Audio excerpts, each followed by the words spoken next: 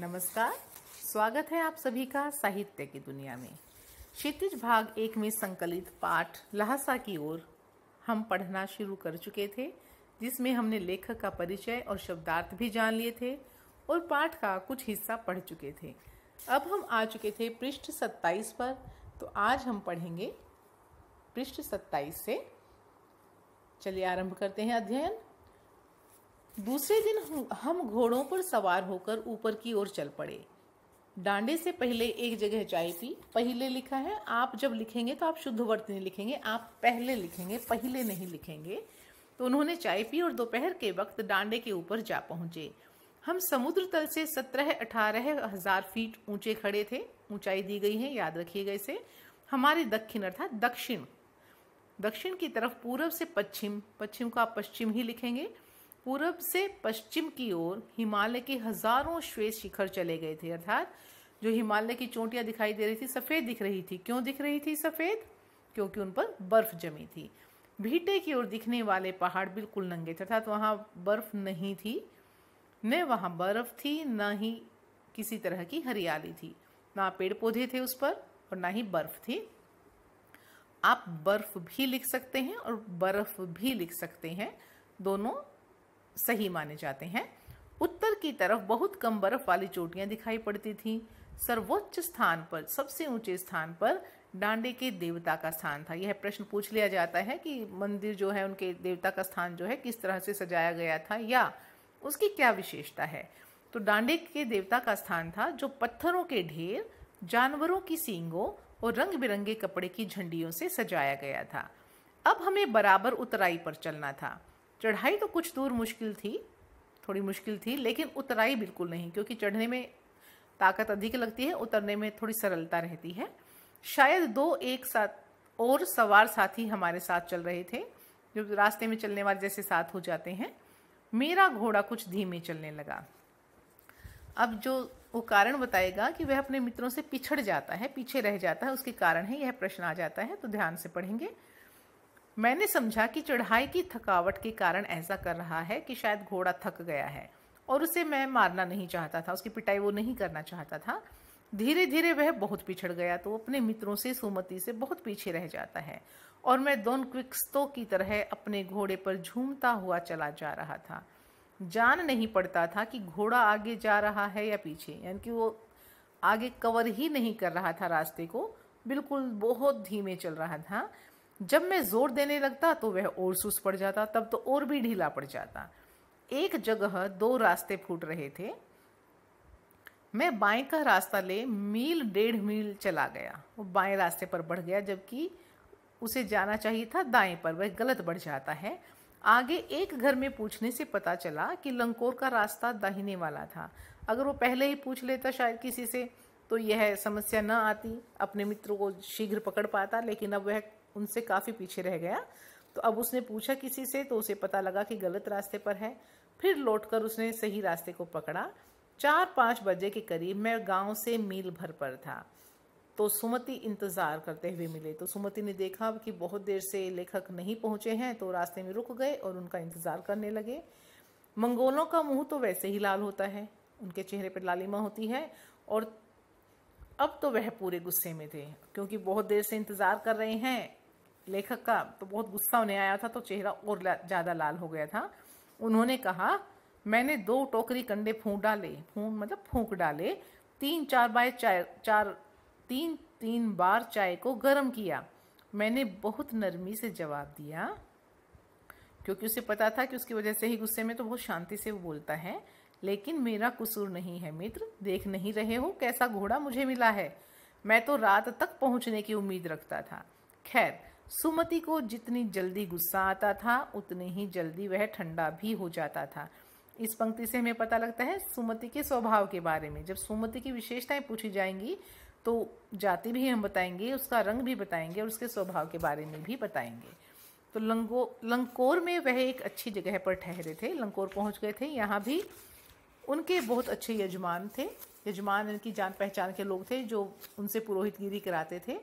पहले चाय सत्तू खाया गया, रात को गर्मा गर्म थुक्पा पिया गया। थुक्पा वहाँ का व्यंजन है। अब हम तिंगरी के विशाल मैदान में थे, जो पहाड़ों से घिरा टापू सा मालूम होता था। एक बहुत बड़े मैदान में पहुंच जाते हैं, तिंगरी जगह का नाम है, और ऐसे जिसके चारों तरफ पहाड़ हो और बीच में कोई टापू है, जिसमें दूर एक छोटी सी पहाड़ी मैदान के भीतर दिखाई पड़ती है। उसी पहाड़ी का नाम है तिंगरी समाधि गिरी। आसपास के गांव में भी सुमति के कितने ही यजमान थे, यानी कि बहुत लोगों को जानता था। वहाँ कपड़े की पतली पतली चिरी बत्तियों के गंडे खत्म नहीं हो सकते थे, क्योंकि बोध गया से लाए कपड़े के खत्म हो जाने पर किसी कपड़े से बोध गया का गंडा बना लेते थे।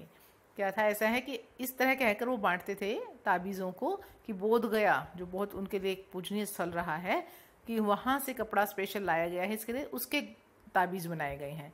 लेकिन अगर वो कपड़ा ख़त्म हो जाता था तो सामान्य कपड़े को वहाँ का बताकर उसी के ताबीज़ बनाकर बेच देते थे।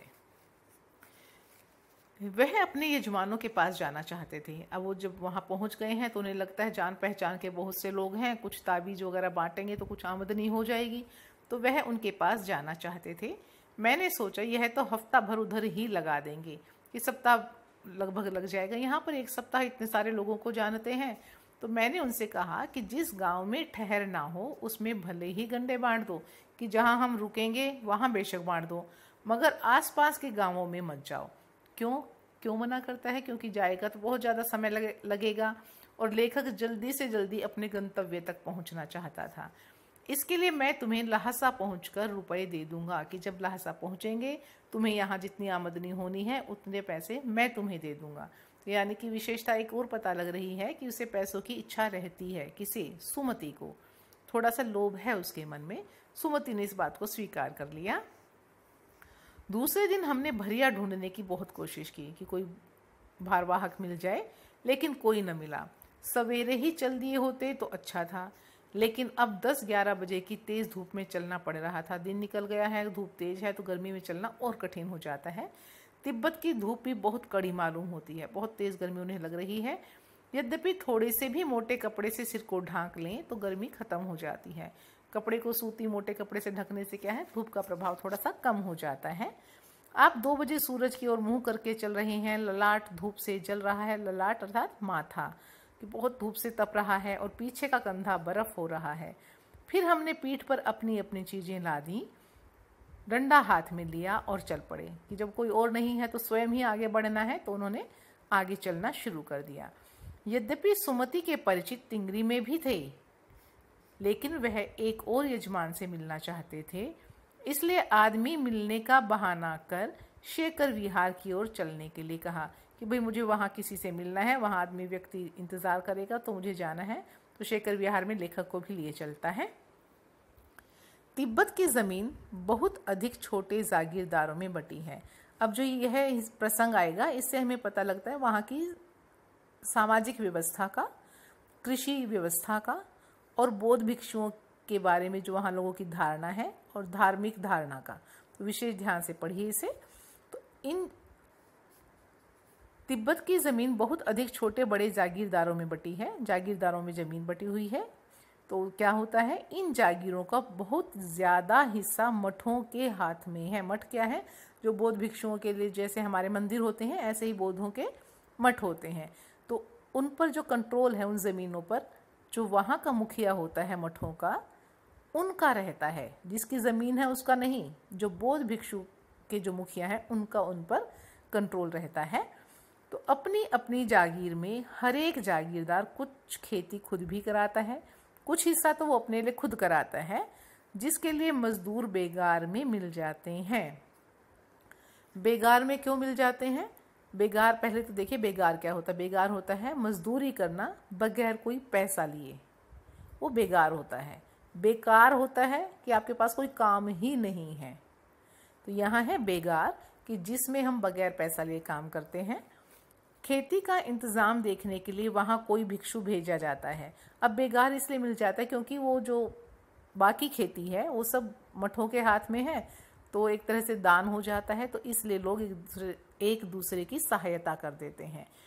खेती का इंतज़ाम देखने के लिए वहाँ कोई भिक्षु भेजा जाता है, जो जागीर के आदमियों के लिए राजा से कम नहीं होता, कि जो बौद्ध भिक्षु हैं उनका सम्मान एक राजा की भांति है। शेखर जो विहार है उस जगह का नाम। शेखर की खेती के मुखिया भिक्षु, उनका नाम क्या है, नमसे, बड़े भद्र पुरुष थे, बहुत सज्जन व्यक्ति थे। वह बहुत प्रेम से मिले। हालांकि उस वक्त मेरा भेष ऐसा नहीं था कि उन्हें कुछ भी ख्याल करना चाहिए था, क्योंकि वो सामान्य वेशभूषा में था भी।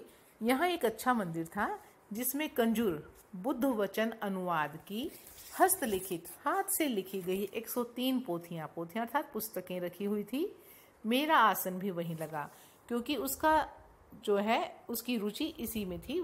बौद्ध धर्म से संबंधित वह जानकारी एकत्र करना चाहता था, तो उसको अब किताबें मिल गई हैं, उसी में आनंद आ रहा है। वह बड़े बड़े कागज पर अच्छे अक्षरों में लिखी हुई थी। एक एक पोथी 15-15 सेर से कम नहीं रही होगी। सेर को हम कह सकते हैं लगभग किलो के बराबर। सुमति ने फिर आसपास अपने यजमानों के पास जाने के बारे में पूछा कि मेरे यजमान है, क्या मैं उनसे मिलने चला जाऊं? मैं अब पुस्तकों के भीतर था। पुस्तकों के भीतर होने का मतलब पुस्तकों के अध्ययन में व्यस्त हो गया था, लीन हो गया था। आनंद आ रहा था उसे, इसलिए मैंने उन्हें जाने के लिए कह दिया। दूसरे दिन वह गए। मैंने समझा था 2-3 दिन लगेंगे, कि इतने यजमान हैं, शायद 2-3 दिन वहां लग जाएंगे। लेकिन वह उसी दिन दोपहर बाद चले आए, जबकि अब लेखक की इच्छा थी कि टाइम थोड़ा सा लग जाए उन्हें, ताकि वह सब किताबें पुस्तकें अच्छे से पढ़ सकें। लेकिन वह उसी दिन दोपहर बाद चले आए।